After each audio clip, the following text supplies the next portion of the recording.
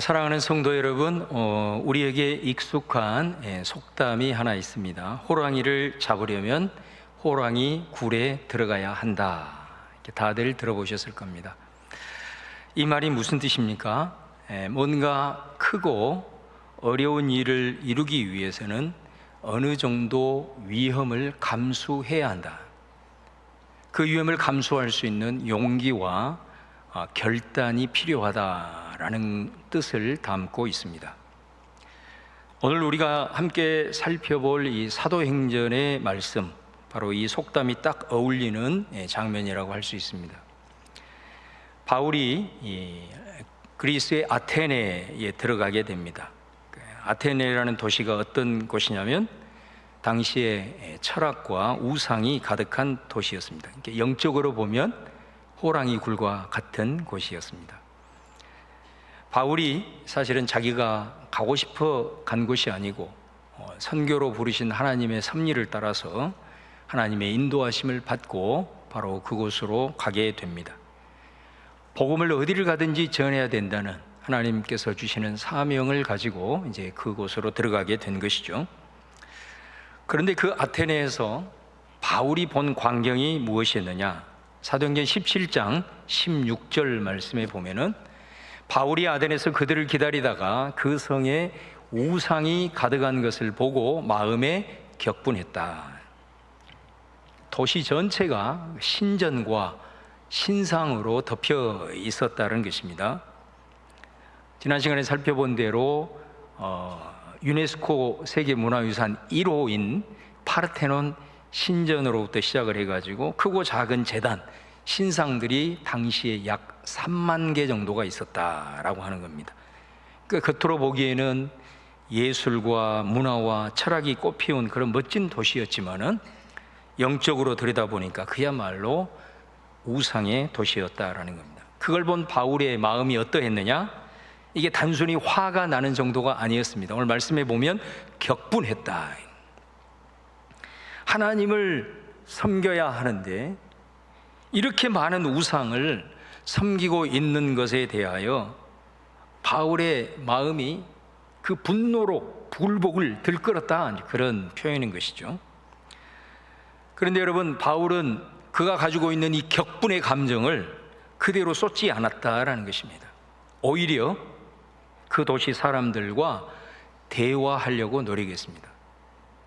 말씀해 보면 아고라라고 하는 장터에 가기도 하고 유대인들의 회당에 가기도 하고 또 철학자들이 모여서 논쟁하는 아레오바고라고 하는 곳에까지 가서 복음의 말씀으로 토론했습니다.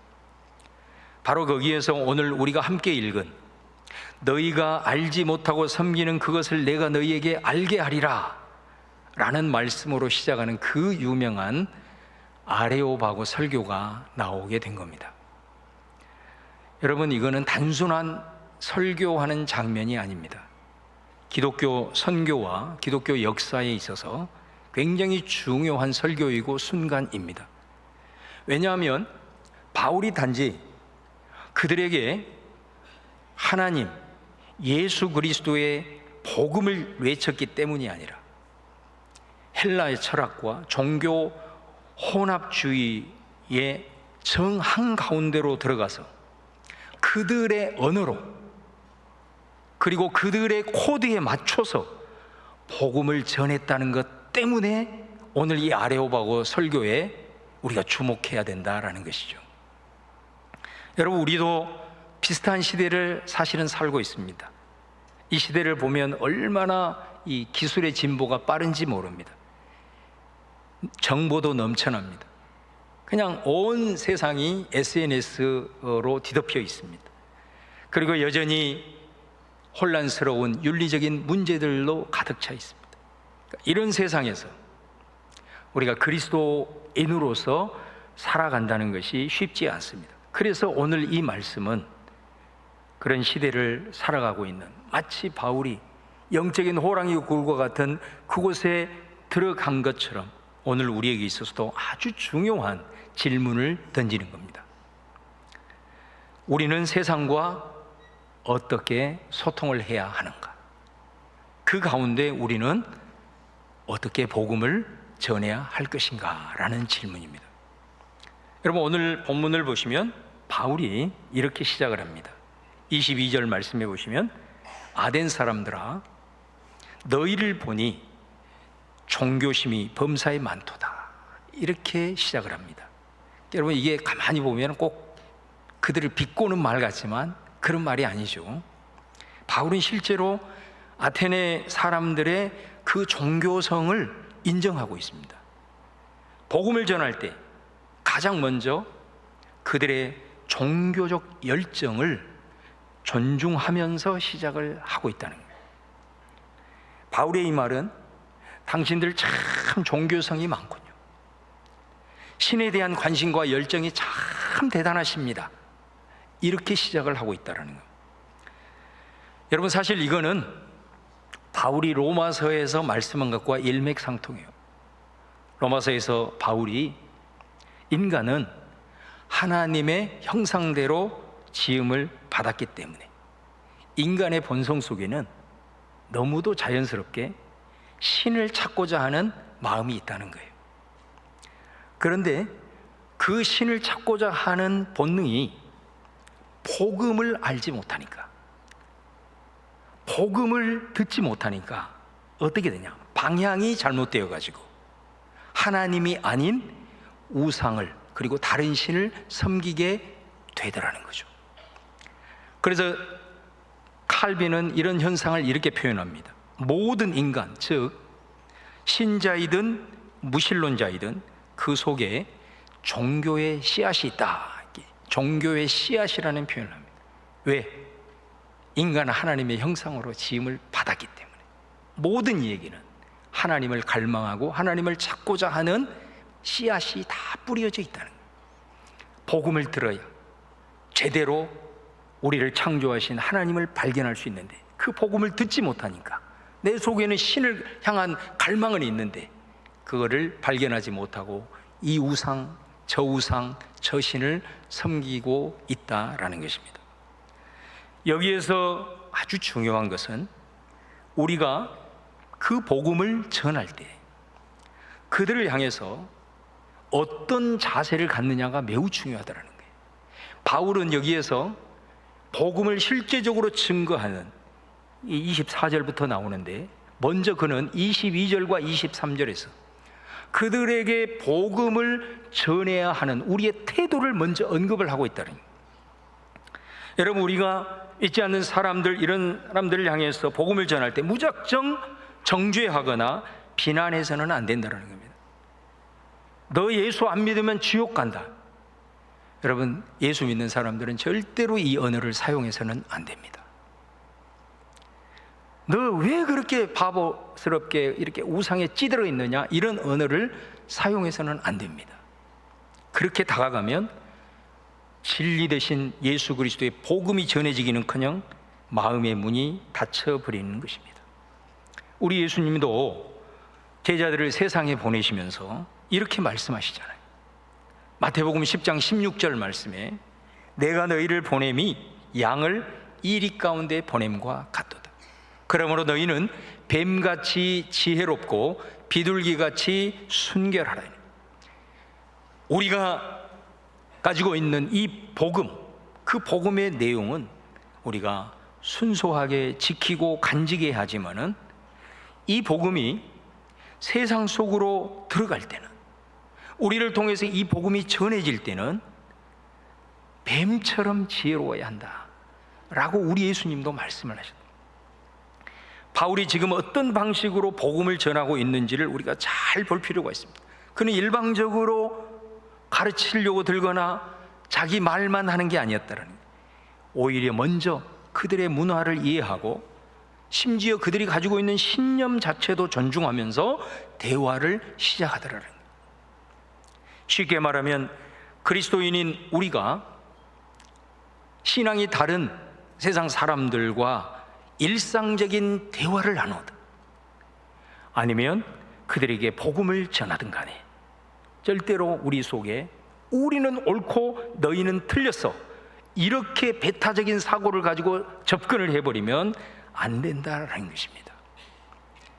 먼저 필요한 것이 뭐냐? 오늘 바울을 통해서 우리는 그리스도인에게 공감이 얼마나 중요하다라는 것을 우리는 알아야 된다는 거예요. 그 사람의 입장에서 생각해 보고 이 사람이 어떻게 해서 이러한 종교를 갖게 되었는지, 왜 이렇게 복음을 듣지 못하고 살아가고 있는지, 그들에게 어떤 삶의 배경이 있었는지 이렇게 이해하려고 하는 마음이 먼저 우리 안에 있어야 한다는 거예요. 그런 태도가 있어야 대화가 시작이 되고 마음이 열리게 된다는 거예요. 바울이 그렇게 했던 것입니다. 그러니 우리도 마찬가지로 진리를 전할 때, 진리를 강조하기 전에 먼저 그 상대방의 마음을 이해하고 품을 수 있는 마음을 우리가 가져야 한다라는 메시지를 오늘 말씀을 통해서 우리에게 증거하는 거예요. 바울이 이어서 말을 합니다. 23절 말씀해 보시면, 내가 두루 다니며 너희가 위하는 것들을 보다가 알지 못하는 신에게 라고 새긴 단도 보았으니 그런즉 너희가 알지 못하고 위하는 그것을 내가 너희에게 알게 하리라. 여기서 아주 바울이 붙들고 있는 한 가지 중요한 구절이 있어요. 그게 뭐냐면 알지 못하는 신에게 라는 겁니다. 그러니까 이 구절을 풀어보면 이런 거예요. 바울이 그들에게 내가 이 성에 와서 구석구석 이렇게 돌아다녀 보니까 많은 신전이 있고 많은 신상들이 그리고 제단들이 세워져 있더라. 그런데 그 단들 중에 알지 못하는 신에게 라고 새겨져 있는 한 제단을 내가 봤다라는 거예요. 그러면서 바울이 뭐라고 해요? 세상에 너희들은 그 수많은 신들을 섬기는데 얼마나 신심이 특출한지, 너희들이 알지 못하는 신까지도 섬길 정도로 너희들의 종교심이 특출하구나. 자, 그런데 내가 오늘 너희들에게 바로 너희들이 그 알지 못하는 신이 누구인지 내가 너희들에게 오늘 가르쳐 주겠다. 이렇게 접근을 하고 있다는 거예요. 그러면서 24절 이하에 너희가 세워놓은 그 알지 못하는 신, 그게 누구냐? 바로 그분이 천지를 지으신, 천지를 창조하신 우리 하나님이시다. 이렇게 접근을 하는 거예요. 놀랍지 않습니까, 여러분? 우리식으로 한번 설명을 해보면, 어떤 선교사님이 어느 시골에 복음을 전하기 위해서 들어가는데 그 마을 어귀에 장승들이 세워져 있는 거예요. 보니까 뭐 천하대장군, 지하여장군 뭐 이런 식으로 해가지고 장승이 세워져 있는데, 거기 보니까 그 이름이 없는 장승이 하나 세워졌네. 이 마을 사람들이 중요한 무슨 때가 되면은 거기에서 제사를 드리고 섬기는, 이 선교사님이 내가 오다 보니까 마을 어귀에 이런 장승들이 있던데 그 장승을 섬기는데 세상에 여러분들은 이름도 모르는 그 신을 그렇게 세워놓고 섬기고 있더군요. 제가 오늘 이곳에 온 이유는 바로 여러분들이 알지 못하는 그 신을 여러분에게 소개하기 위함입니다. 그분이 바로 우리를 지으시고 천지 만물을 주관하시는 하나님이십니다. 이런 식으로 접근을 했더라는 거예요. 여러분, 이 광경에서 우리는 아주 중요한 신앙의 원리, 선교의 원리를 또한 발견하게 됩니다. 그는 뭐냐면 바울은 이 세상의 문화, 심지어 그들이 종교 생활을 하고 있는 그 종교 속에서 복음의 접점을 찾고 있더라는 것입니다. 여러분, 이 바울이 한 이 설교는 지금 우리가 세상 가운데 살아가고 있는 우리 그리스도인들에게 매우 중요한 자세를 보여줍니다. 그게 뭐냐? 세상에 대한 우리들의 태도입니다. 세상을 향하여 우리 그리스도인들은 배타적인 태도, 세상은 그냥 죄악 덩어리야, 세상의 것들은 다 잘못됐어, 세상의 것들은 다 없어져야 돼, 그래서 세상과 그냥 아예 담을 쌓고 살려는 이런 이분법적인 자세, 배타적인 자세, 이거에 대해서 오늘 바울은 우리에게 강하게 도전을 하고 있는 거예요. 여러분, 2002년도에 우리나라에서 월드컵을 개최하지 않았습니까? 그때 우리나라 축구팀을 응원한 응원단 이름이 붉은 악마였어요. 레드 데빌. 이 응원단 이름이 나오자 일부 기독교인들이 극도로 예민하게 반응을 했습니다. 우리가 이런 현상들이 나오면 좀 주시할 필요가 있겠으나, 그러나 너무 지나치게 예민하게 반응을 해버리면 오히려 역효과가 나온다는 것을 우리는 결과를 통해서 알게 됩니다. 시간이 지나고 보니까 그냥 이것은 문화적인 현상으로 흘러가 버리는 거였어요. 그런데 그때 너무 지나치게 예민하게 반응을 하다 보니까 교회에 대해서 세상은 아주 배타적인 이미지만 심어주게 되는 꼴이 되었단 말이에요. 또 이런 경우도 있죠. 뉴 에이지 그래가지고 이런 음악들은 우리가 들어서도 안 되고 영화들은 봐서도 안 된다. 요가, 이건 힌두교 사상에서 나왔기 때문에 이런 운동을 하다 보면 힌두교 사상이 자연스럽게 영적으로 전이 되기 때문에 굉장히 위험스럽다. 제가 청년부 맡을 때 한 부모님이 저에게 찾아와서 이렇게 상담하는 걸 보았어요. 자기 아이가 공부를 해서 대학에 진학했는데 그 대학이 불교 대학인 동국대. 이 아이를 동국대에 보내야 되느냐, 이거 가지고 저한테 상담하러 왔어요. 여러분, 이런 생각을 가지고 있는 분들이 기독교인들 중에서 의외로 많습니다. 이렇게 생각하고 있는 것에 대해서 제가 그분들이 신앙적으로 잘못됐다, 이걸 얘기를 한 게 아니에요. 충분히 그럴 수 있어요. 특별히 신앙의 초보, 그리고 우리 청소년 아이들, 이런 수준에서는 충분히 이런 생각을 가질 수 있고, 또 어찌 보면 그런 기본적인 교육을 해야 되겠죠. 그러나 이것이 우리의 신앙의 목표가 되어서는 안 됩니다. 이런 수준을 가지고는 절대로 선교 못합니다. 나를 통해서 하나님의 복음이 거룩하게 영향력 있게 흘러갈 수가 없는 거예요. 바울을 보세요. 바울은 우상이 드글거리는 그곳으로 들어가잖아요. 거기에는 하나님을 알지 못해. 선교사님들이 어디로 갑니까? 복음 들고 타문화권으로 가요. 다른 종교를 섬기는 그곳으로 가요. 그곳에 가서 그들과 함께 살면서 그들과 함께 어우러지면서도 내 믿음을 포기하지 않는 이 모습이 되어야만 그 다음에 나를 통해서 복음이 흘러들어가는 거예요. 이 수준이 되지 아니하고 세상에 대한 우리가 가지고 있는, 여러분, 복음은 어떤 것입니까? 세상을 통째로 뒤집어 풀 수 있는 하나님의 능력인 줄로 믿습니다. 저와 여러분이 가지고 있는 이 복음은요, 사람에게 죽을 사람도 살리는 생명의 복음의 능력인 거예요.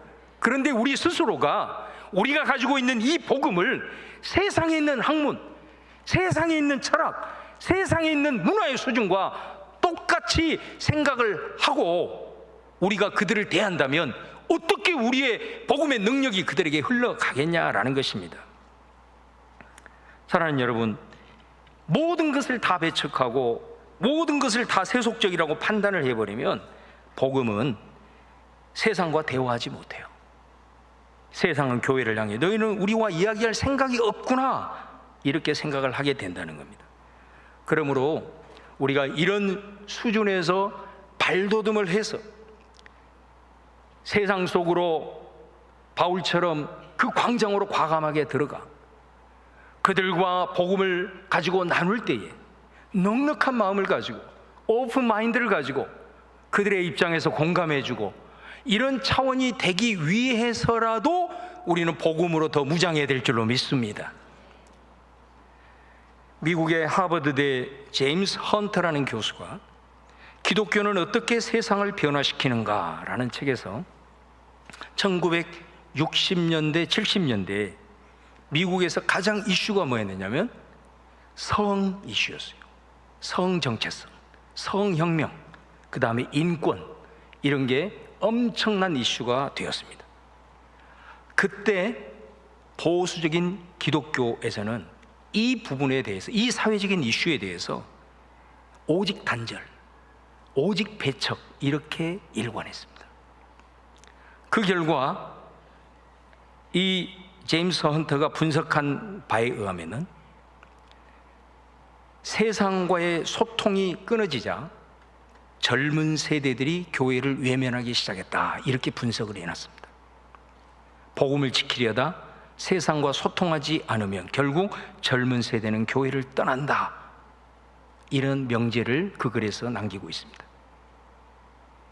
실제로 우리 사회 속에서도 지금 벌어지고 있는 현상일 수 있어요. 교회가 아무리 진리를 말해도 사람들은 마음을 닫혀버리고 있다는 거예요. 여러분, 오늘날 영화라든가 음악이라든가 이 SNS라든가 예술, 이러한 그 세상에 나오는 이런 문화적인 현상들을 잘 들여다보면요, 그 속에 세상 사람들이 어떤 질문을 던지고 있는지, 어떤 갈망을 갖고 있는지를 볼 수 있습니다. 나는 누구일까? 나는 이 힘든 세상에서 어떻게 살아야 되지? 왜 나는 이렇게 소외되고 외롭게 살고 있나? 이런 질문들이 그런 현상들 속에는 가득 차 있습니다. 그것이 어떻게 보면 아직 복음을 통해서 하나님을 발견하지 못한, 알지 못하는 신을 향한 내면의 울림이 그들 안에 있다는 거예요. 여러분, 우리나라가 낳은 세계적인 남성 그룹 가운데 방탄소년단이라고 있어요. BTS라고 그러죠. 그 BTS의 노래 중에 Answer, Love Myself라는 노래가 있어요. 그 가사 중에 보면 You've shown me I should love myself. 당신 덕분에 나는 나 자신을 사랑해야 할 이유를 알게 되었어요. 그런 가사입니다. 근데 여러분, 이 노래 가사를 처음부터 끝까지 쭉 보면 내용이 이런 내용입니다. 무한 경쟁 속에서 뒤처지고 있는 자기 자신에 대한 혐오, 그리고 그 마음을 누구에게도 표현하지 못하면서 끙끙거리고 신음하고 있는 젊은 세대들의 비명소리가 이 가사 속에 담겨 있다. 여러분, 왜 이 가수의 전 세계 젊은이들이 환호하고 있느냐? 그냥 환호하고 있는 게 아니에요. 자기의 아픔을 이 노래 가사를 통해서 이 스타가 공감을 해주고 있기 때문에 그런 거예요. 이렇게 신음하고 있는 그들에게, 그 자리에 처해 있는 그들에게 저와 여러분은 뭐라고 말할 수 있습니까?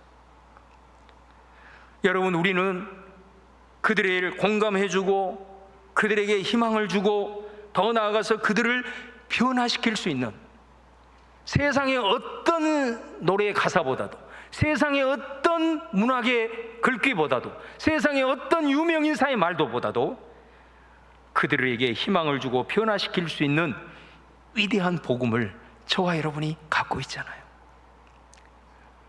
그렇게 신음하고 있는 그들에게 그 자리에서 우리가 믿는 하나님은 외롭고 소외된 이들의 아버지다. 당신은 사랑받기 위해서 태어난 세상에 단 하나밖에 없는 하나님의 작품이다. 교회는 너를 지지하고 품어주는 공동체다.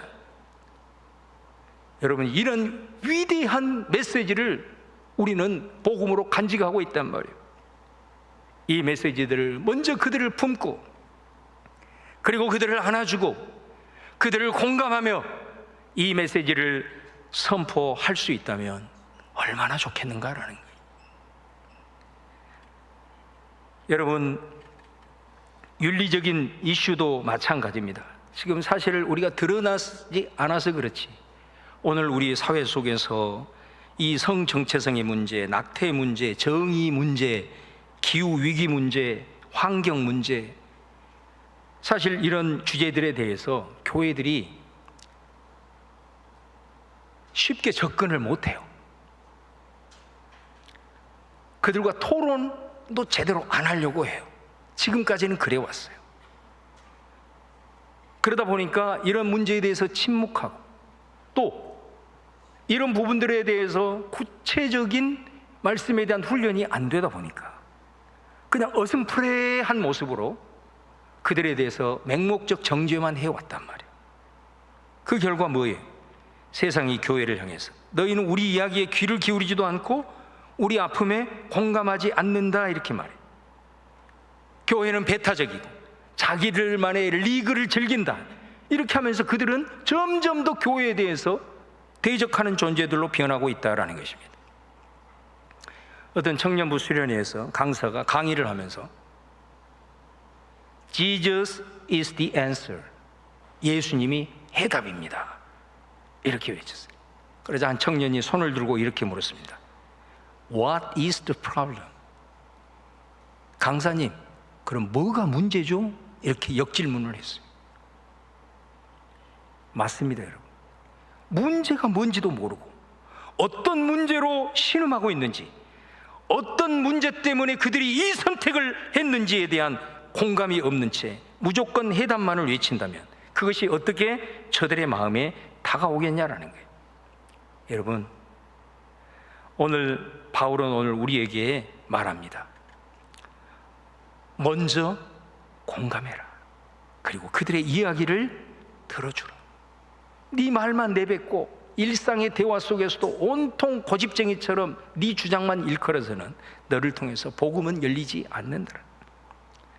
사랑하는 여러분, 오늘 바울이 이 아덴 사람들을 향하여 천지를 창조하신 우리 아버지 하나님, 그리고 예수 그리스도의 복음을 전하기 전에 먼저 22절과 23절에서 먼저 그들에게 다가갔던 이 바울의 외침이 오늘 말씀을 듣는 우리 성도님들에게 큰 울림이 될 수 있기를 주의 이름으로 축원합니다.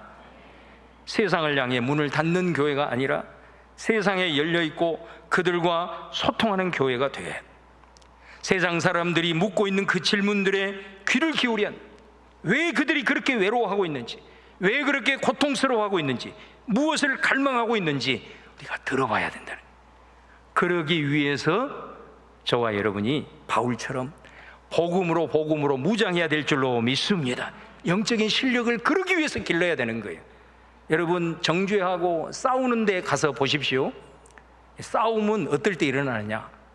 고만고만한 사람들끼리 싸우는 거예요. 원래 수준이 비슷한 사람들끼리 싸우고 정죄하고 삿대질하는 거예요. 근데 여러분, 할아버지하고 손자하고 싸움이 돼야 안 돼요? 싸움이 될 수가 없어요. 차이가 나버리면 싸움이 안 돼요. 손주가 할아버지한테 막 쏟아내면 할아버지는 가만히 고개를 끄덕끄덕 그리 어이구 내 새끼 하면서 하다가 결정적인 순간에 할아버지가 한마디 하면 그것으로 게임 끝나버리는 거죠.